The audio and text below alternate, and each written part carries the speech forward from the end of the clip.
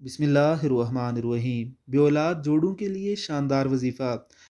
فجر کی نماز کے بعد 7 مرتبہ 40 دن تک پڑھنا ہے، انشاءاللہ اولاد پیدا ہوگی۔ آزمودہ وظیفہ ہے۔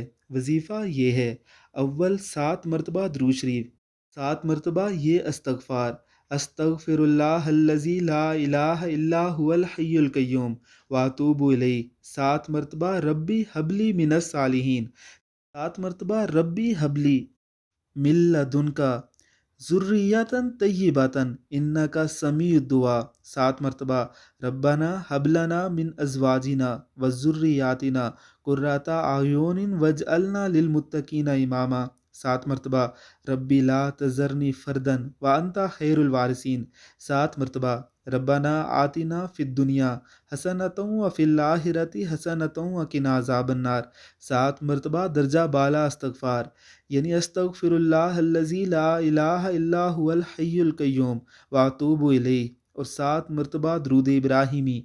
یہ عمل 40 دن تک کرنا ہے، انشاءاللہ اللہ اولاد عطا فرمائیں گے۔